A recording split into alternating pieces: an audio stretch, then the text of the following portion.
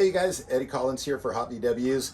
Got a great surprise for you today because we've got the opportunity to go ahead and interview a longtime friend of mine and a longtime friend of you guys if you guys read Hot VWs, because we're here with John Chabot, who not only does tech talk, so he's actually answering all of the questions that you guys provide, but he also does the tech alert. So pretty cool stuff, a lot of information, as you know, so keep asking tough questions. But yeah, seriously, you guys, John Chabot has been in the business for many, many years. And well, I'm fortunate that I met you, gosh, over 30 years ago when I was driving down the street right here in front of Top Line. And somebody said to me, hey, your wheel's coming off your bus. And I thought, what? And I remember pulling over and, somebody said, yeah, there's a Volkswagen place right here. And I went, talked to John, and he said, I know what the problem is. You've got a big nut tranny, and they didn't grind the inside of your fake Porsche Fuchs. And so he said, here, let me go ahead and do it for you. And helped me out right there, got me back on the road. And I got to tell you, John has always been, in my eyes, as the MacGyver of Volkswagens. This guy, he could fix anything. He comes up with tools to fix anything. The guy's a genius when it comes to Volkswagen. So John, thank you for your time. Thank you for allowing us to come here and actually visit you here at Top Line. I know you're busy. You're busy. I'm busy all the time. Thank you, Eddie, for the invitation. It's great. No, it's a lot of fun just because of the fact that there are a lot of people that they do read Hot VWs, and you see the name of, who's John Chabot, now they actually get to go ahead and put a face behind, all of the answers to their tough questions that they keep sending. I got to ask though, John, even though I've known you for a long time, how long have you been into VWs? And how did it start? It started when my dad got into VWs. Somebody at his work had an oval window bug. He'd been driving this terrible Mercury around, gas guzzling Mercury clunker, and so the guy at work said, you have to get a VW. So he went out and he got a 58 VW. Wow, brand new? Brand new. Back in those days, they had these little dealerships all over the place. You had to sign up, and so he signed up to get one. You had to wait, and then they got him in, and he got the phone call from the dealer, and they said, well, we've got two of these. We have a black one and a blue one. And he said, I'll take the blue one. Oh, very cool. And so we got the blue 58. So later on, after my dad upgraded to a 66, then I got to drive that one. So that's how I got started driving them around. That's pretty cool. Now, is that also the car that you got your license in, or? No, got my license in a 48 Dodge. Oh my gosh, that's awesome. And so once you started driving the 58, was it just love at first sight? I enjoyed the economy of it, Uh-huh. and it was fun because a couple of my buddies were also into VWs. Uh-huh. So. And what year would this have been, approximately? College years, 66, 65 through 68, I guess. Okay, and they were into VWs. That's what I like. It's like my buddies were into VWs. It's crazy how long people have been into them for so long. Now that's cool. And so they were into it, and so you thought, okay, I got to be a part of it. Yeah, and so we would get together and drive around. And you mentioned earlier about the driving to Hollywood story. Yeah. So, Before we started this, I reminded John of this great story, and it was funny because just yesterday I was on my way to LA, and I took that route that you told me about, and every time I go underneath that tunnel, I always think of you. But anyway, tell everybody what happened. When you're way back from Hollywood, what freeway is it? The 5 or something? Yeah, I think it's a 5 to the. When you're on the way back to Orange County, it goes downhill, and it's sort of kind of a sharp turn for a freeway. You go downhill, so you gain a lot of speed and turn to the left. So anyway, when you're driving a bug, you have to keep your speed up. So we were done terrorizing Hollywood with our 36 and 40 horsepower engines with stingers on them. We would drive around through parking garages and make a lot of racket.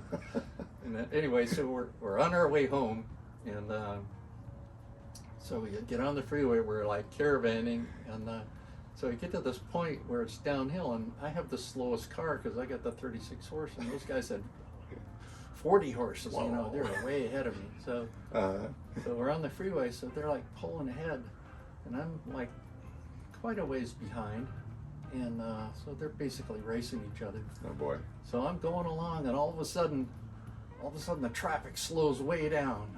Everybody's coming to a screeching halt, and so I'm wondering what the heck's going on, traffic jam, you know. And so I'm creeping along there. I go past the point where the freeway goes down, and then I can see the lights on the side.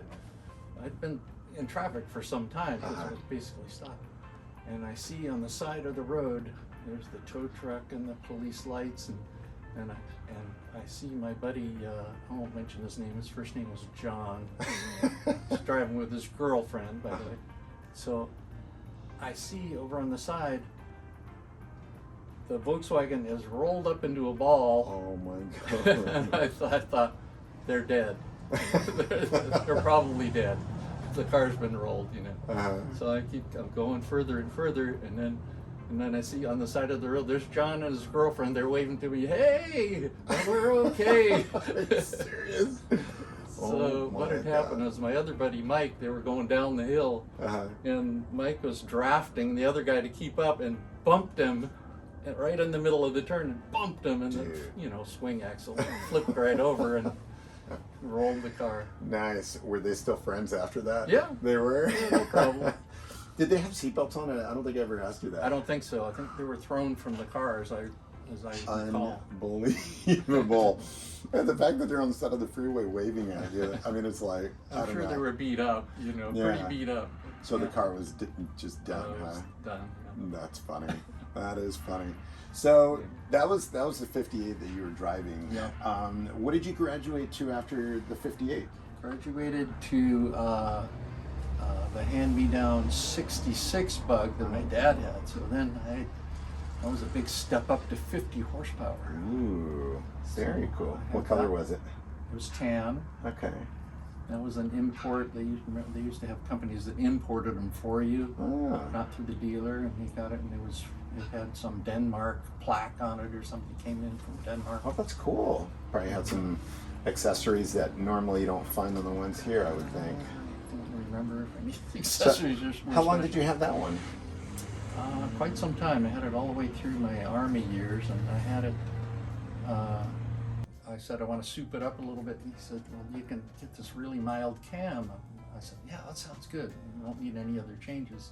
So he goes in and he gets my cam and hands it to me. And he says, now you take this, you drive out to Riverside to Revmaster, and you tell him you want a Revmaster 22 What? regrind.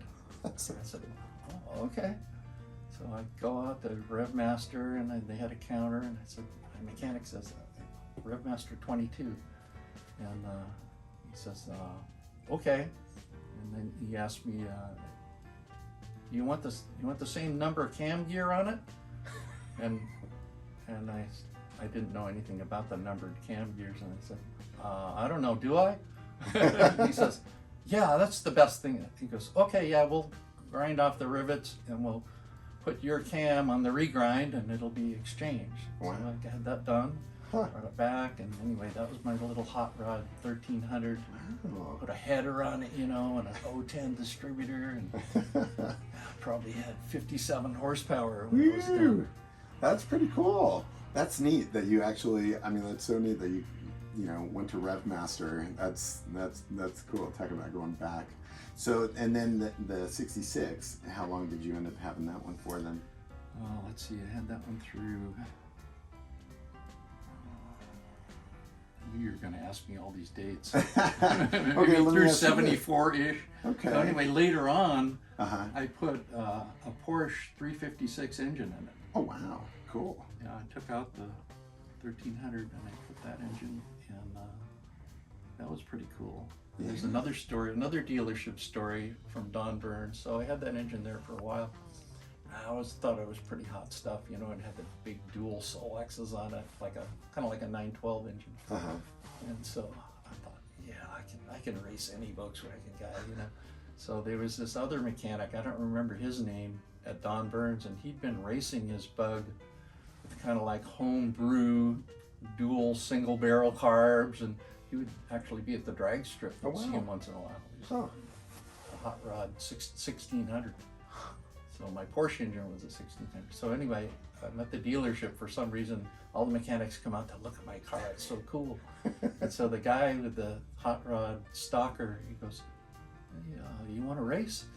And they had this side road down by Burns, and you could kind of like go about 1/8 of a mile down there. So anyway, to make a long story short, I figured I was going to trounce this guy. Oh no, he whipped me really bad with this high compression 1600 thing. Really? Yeah. Oh, I thought you would have won. No way. He whipped me badly. Wow. So do you remember what he did to it, or it was just don't know the high details. compression? I don't That's know the funny. details. Wow. So is that what started? Okay, I'm gonna make mine better, faster, kind of a thing, or Yeah, that so one? that's when I race? got interested in hot rodding, actually, because I thought, oh, this guy can beat a Porsche engine. And it's like, whoa, I better find out about this. Oh, that's cool. Now backing up a bit, you said you were in the service. Yeah. Oh, cool. First of all, thank you for your service. I didn't have to kill anybody. I was That's drafted good. during the Vietnam era, and I was a payroll clerk in Washington State. I like it. Oh, that's awesome. Now wait, where in Washington were you? Fort Lewis, Washington. Okay, Fort Lewis, Washington. Because I'm trying to remember. I think Gene Berg was from the state of Washington, if I remember correctly. Or they lived up Burien there. or something like that. I can't forget remember. the city. Yeah. Yeah. Okay. But anyway, your paths didn't cross, did they? No. No. I don't know Okay. if it was the same time frame or not. Okay. Probably not. He was probably already down here Uh-huh. in that time frame. So I'll have another humorous story about being at the post. yeah. So we were hankering for Mexican food, and there was nothing at that time. Uh-huh. Nothing. No Del Taco. Uh-huh. Not even a Mexican restaurant. Uh-huh. And this is in Washington? Washington. Okay. Yeah, at the post. So they have these little snack bars around the post. Uh-huh. We were walking around one night, and some snack bar we're not used to. We go inside, and on the menu it said burrito. And I thought, well, I'll take a chance, you know. And so I knew I was in trouble when he brought out a frozen burrito and dropped it in the deep fryer. And I thought, well, okay, I'll give it a chance. Uh-huh. And so I got my burrito and I opened it up, and the Tacoma burrito is 2 hot dogs wrapped in a tortilla with some red sauce. Oh my God. I'm not you're making this kidding me. up. 2 hot dogs in a tortilla. That doesn't sound very tasty. So did you eat it? I ate it, yeah. You ate it. Wow. Wow. I wonder if they still actually make those. Hopefully not. I hope not. No. That's pretty funny. So anyway, so you got into hot rodding then. Yeah. All right. And so what was the next project? My next project, let's see. Well, my next car was a oval window Baja that I bought. It was already converted to a Baja. So, these days people would be unhappy with you if you cut up an oval window, but that's the way I bought it. Uh-huh. And that one was my first hot rod engine project. Oh wow. And I learned a little bit about my engine work from Sam Wells in Buena Park High School. Uh-huh. He's still around the area here, and he had a night class on V-dub engine work. Specifically V-dubs? Yeah. Wow, very cool. He was also a Corvair hot rodder. He had a Corvair Ascot car. Oh my God. So anyway, I learned a lot from him, and then I built my first hot rod engine. And back then it was kind of like hard to get above a 1600, but I wanted like a little bit higher than that. So I got, I think I had my cylinders bored out, and then I got some Gene Berg kit where you got 88 millimeter pistons and they worked in the bored out cylinders. So you had a 1700. Wow. So I had that in my Baja. I tried all different kinds of 2-barrel carbs on it. And, I had a Mickey Mouse fuel injector some guy was making for a while. It was terrible. And I had a bug spray on it. And then I had a Zenith. That was pretty good. And then I finally had dualsiness, like on a 356 Porsche. That was cool. the king. That was Okay. what I wound up running all the time. That was really good. Very cool. And did you have to make your own linkage, or was that readily available? I think I was able to use the linkage off the Porsche or something, Oh, as I okay. recall. And this was in a Baja, so Yeah. was it? So it was lifted, and you had big tires on It it wasn't too. lifted, just big No? tires. Oh, okay. And you're Stuff. racing around in that. Yeah. Wow. Okay. So now, what's interesting is there's a lot of people that don't know. You know, you're the Super Beetle godfather. How did you get into Super Beetles? Kind of by accident, just by customer demand. My first guy that wanted a Super Beetle lowering kit was John Dean, recently deceased. I miss him. Anyway, he came into the store and he said, "I'm building a show car." And I said, "Oh, okay." He says, "I want it to be like 3 inches lower than usual." And so we figured out, by the way, there was an old Hot BW's article about this eons ago. Okay. Some Japanese guys wrote the article, they interviewed me. Huh. And I didn't get the story right, but now I know. Because they did research and checked up on my facts. And Really? it was a riot, yeah. So anyway, what happened was he came in and said, "How can I lower the car?" And I wrongly said that I made the struts, but I didn't. I just suggested that we use this like a rabbit shock inside because it's shorter. And his brother Gearhart actually built the strut with a Okay. short insert and lowered the car. And that car, by the way, it was painted Porsche Raspberry. Oh wow.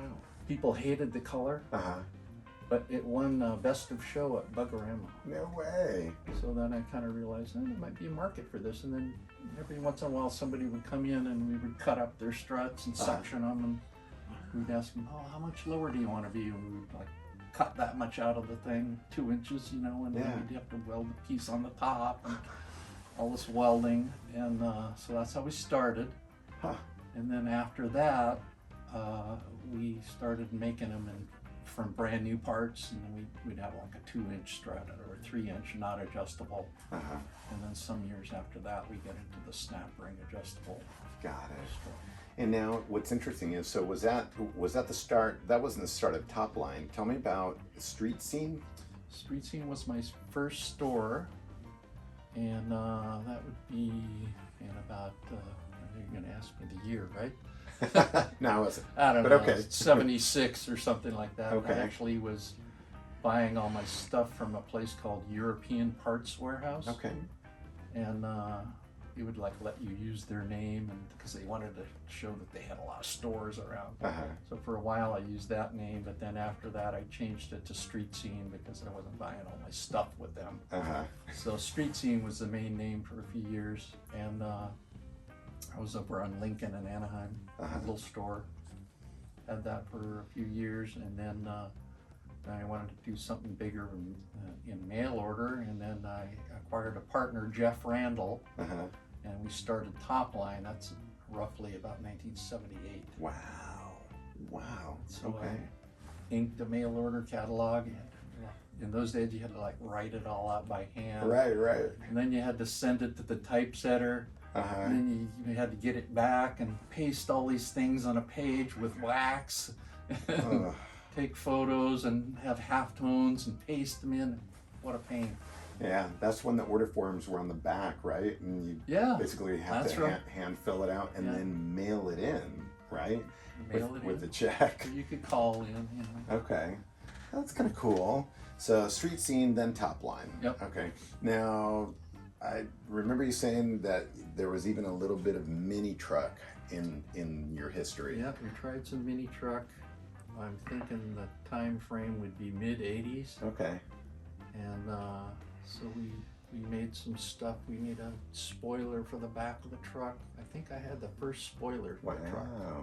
I made a sketch and sent it to Mexico to have it made in fiberglass. We had small bumpers, because back then those trucks didn't come with a rear bumper. You had to like order it separately. Really? We had like a European bumper and funky wheel covers, and we hired a model to make a sexy ad in the magazine. So we did that for a while, but then it kind of died out. We had a kind of a recession going on during one of those years, and we decided to just get back to the V-dub. Get back to V-dubs. And it's funny because that would have probably been around the time that I started getting into it. And I remember you used to have shows at your shop. And when you're talking about, you know, hiring a model and so forth, you guys had bikini contests. Yeah. I mean, it was out of control. I remember one time I went, there was no place to park. I mean, it was just full, it was packed. But I think it's kind of funny, you know, well, aside from the bikini contest, obviously, it seems almost like a thing of the past. The engine blow contest. Oh Now, boy. Yeah, tell the story about the engine blow contest. So it was a big deal at that time when you had a show to have an engine blow. Uh-huh. And so I think the year prior, somebody had like a near miss where they were over revving, which you do, and somebody had a near miss where the pulley blew up and like flew up in the air, you know. And so I thought, well, I have to have an engine blow, but I want to be careful. Okay. So we that's an oxymoron. Yeah, exactly. You know? So we already had an engine stand, of course. We're starting it up. And I said, we're going to be careful. We're going to make a big fiberglass enclosure, like plexiglass. Big plexiglass, thick enclosure, you know, all the way around this engine. So in case anything falls off, you know, we'll be covered because people are going to crowd around and take pictures. So the day of the engine blow comes, and out in front of the top line building, a lot of show cars lined up, you know. One of them being one of our good customers. I won't mention his name right now. Okay. Anyway, so engine blow starts up, and you know, you put minimal amounts of oil in these things just so they'll run for a while, and you know, so we're starting it up and the crowds are cheering and it's revving, and all of a sudden it has a stinger on it, like one of these 45-degree angle stingers. All of a sudden this black oil, it's getting ready to blow, starts shooting out of the stinger, and it goes right over onto, I won't say his last name, Chuck's show car, beautiful show car, all this black oil. He was very unhappy with us. Yeah, to say the least. So even though no one was killed, that's good. Everyone was happy. And did the motor seize? Did it just lock up, or locked up? It didn't completely go? No. That's funny. That is kind of funny. Well, at least you were careful. But so, did his show car? Did it survive? It cleaned up. It cleaned up. That's funny. You know, it's funny. There's a lot of people that unfortunately haven't had the pleasure of experiencing an engine blow contest. But I remember when the first time I saw it, there were all these slips, and I said, "What are these for?" And they're like, "Oh, you got to guess how long the engine's going to run win for." A prize or yeah, something. you win a prize, you know. And it was just, I mean, it was crazy testosterone infused show. It's like girls in bikinis and then blow up an engine. Those were the days, you know. Oh, that's cool. Yeah, but I do remember those days of you guys having the shows and just how crazy busy it was, you know, and people running across the street, you know, because you had to park so far, you know, to come check it out. No, those were definitely cool. Yeah, we fenced off the whole building. Yeah. That's awesome. No, I remember those fondly. Those were fun times. You know, it's interesting. I had a flashback, and especially being here where you obviously assemble motors. A funny story that I love to tell about the fact that, you know, not only do you know a ton about Volkswagens, but, you know, having been around and knowing all the tricks of the trade. I remember after I had met you, I remember coming over and volunteering time when I had vacation time from work. I was working at Disneyland, and I said, "Hey, I've got 2 weeks vacation." And I'd come to you and I'd say, "All right, I'm yours." And you said, "I'm not hiring." And I said, "I'm not looking for a job. I just want to learn what makes these engines tick." And you said, "All right, fine. You know, this is great, free labor." And you told me to go out in the back and take apart all these long blocks, and you wanted them to be put like in an exploded view so you could figure out what went wrong with them, because these were motors that you're going to rebuild. Mm-hmm. Then the time came along that I finally graduated to, hey, I'm going to build my own motor, and I was going to do a 1600. But I remember when I was taking it apart and so forth, for some weird reason, I couldn't seem to take one of the pressure valve, relief screws from plug, from the bottom of the case. And I just thought, man, I don't have a screwdriver this big. And so I remember I called you and I said, hey, I need your help. Would you mind coming over and giving me a hand? And you said, yeah, sure. And I told you what I was doing, and you asked me, you said, do you have any wine? And I said, yeah, I'll get some. What kind do you want me to get? And you said, like a white Zinfandel. And I go, okay. And I was so thankful that you were going to come over and help me out. And so I went and got some wine and came back, and you came over and you said, okay, well, let's see what you have. And I had my engine stand and I had my case, and I said, yeah, I can't seem to get this thing off. And you said, okay, where's that wine that I told you about? Yeah, let me get it. I go, how do you want it? And you said, well, in a glass. I go, okay, so I poured it for you. And you went, you looked at it, and looked at the engine case, you took a sip of the wine, and then you said, okay, do you have a hammer? I said, yeah. And you took a hammer and you just gave it a quick bonk. And then you said, now grab me a small screwdriver. And here I'd been fighting this thing forever, and you took that thing out with a small little screwdriver. And I just thought, you've got to be kidding me. And I said, what was the wine for? And you said, that was for me. And I thought, That's for the service call. yeah, tricks of the trade, man. Oh, this trick has never appeared in the tech alert. No, Yeah, no. if you get the stuck relief plug, I call it, just give it a wallop, bam, like that, and then it should loosen it right up. Yeah, and it was cool because of the copper washer underneath. It just collapses it, and it made it so much easier. But no, it was awesome, and it's been really cool. Over the years, just seeing you come up with different tools and so forth. I remember I came to your shop one time and you said you had this long, like L, piece of steel, L-shaped steel. And so what is that? This long bar.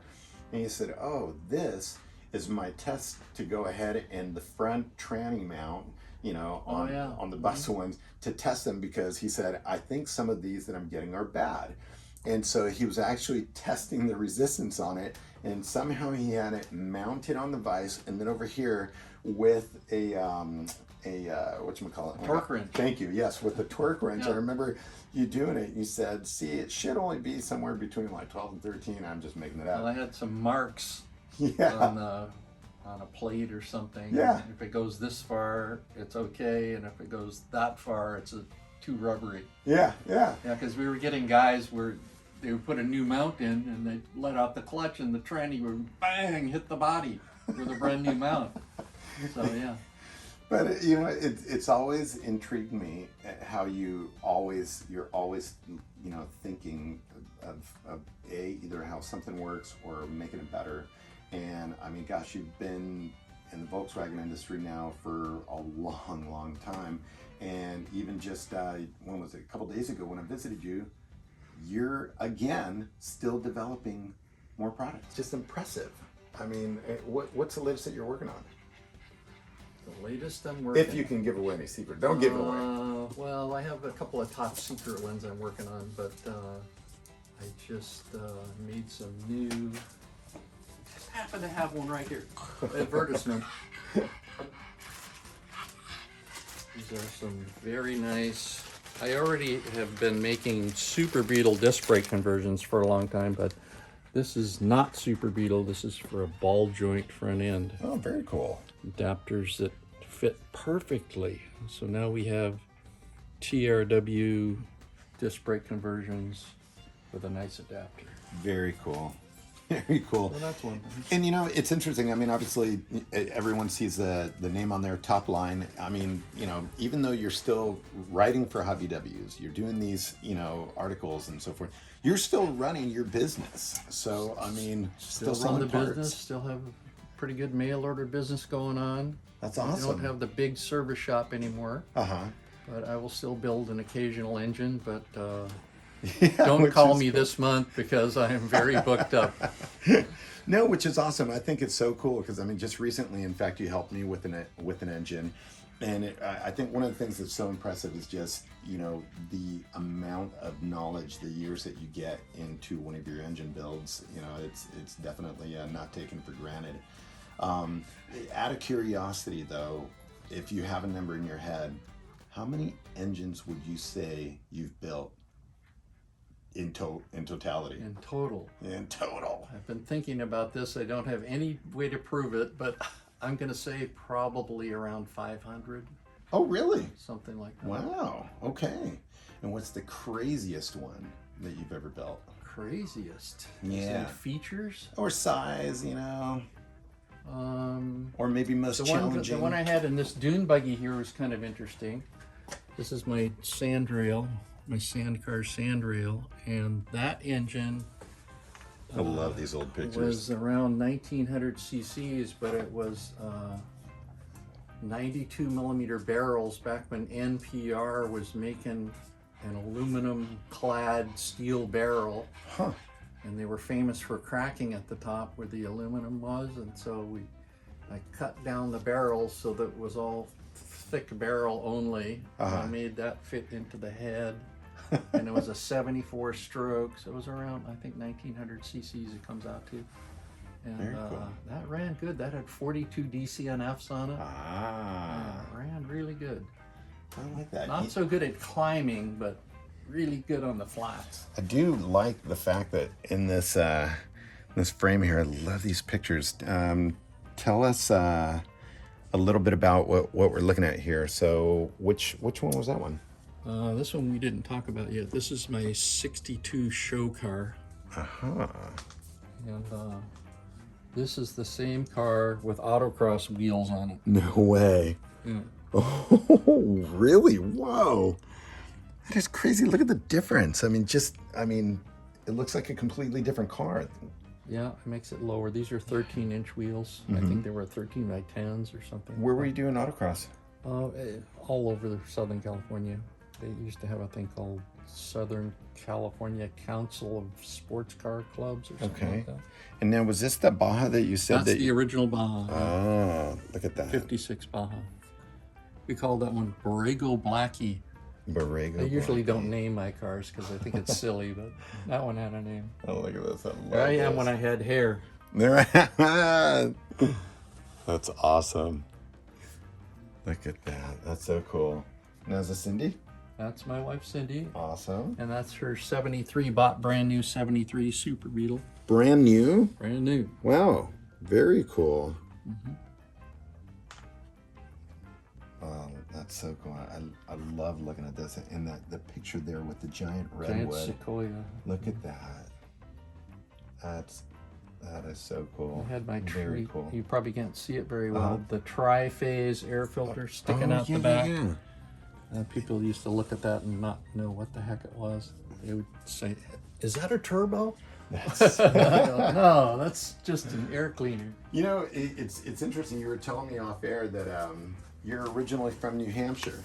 Yep, that's true. I believe Lenny from West Coast Classic Restoration is also from New Hampshire. I did not know that. Yeah. What is it with you guys, huh? You guys came out here a long time ago. Both of us didn't like the climate in New Hampshire. My dad didn't like the climate. So he sold everything at the house. There was an auction at the house, sold everything except for what would fit on a rooftop carrier on his 50 Ford. And we piled in that thing and drove to California. I love those stories. It's like, it's a classic. It had the classic canvas bag for extra water hanging on the front bumper, all the classic stuff. Yeah.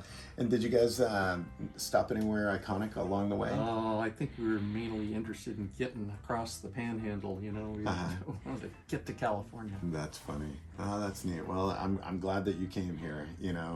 Thank you. Because it's amazing how many things that I've learned from you. I always like to say everything that I've learned about Volkswagen and so forth. It came from you. So thank you for that.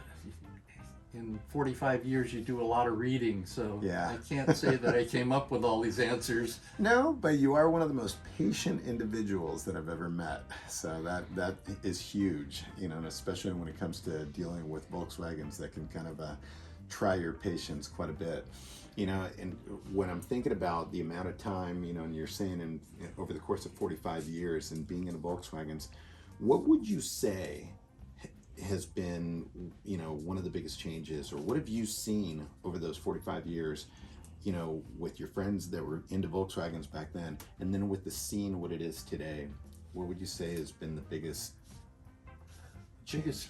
Well, there've been a lot of transitions over the years, you know, from the beginnings where you had a lot of genuine Volkswagen parts available. It was really cool. And then we got into the bad era where different companies, I won't mention any names, were getting anything they could made in Taiwan, and the parts were terrible. And you had so many terrible parts in the cars that when people sold their Volkswagens, they went from I had to sell my VW to I got rid of my VW. There were so many bad parts. People would actually say this. So then we worked our way into some better imported parts.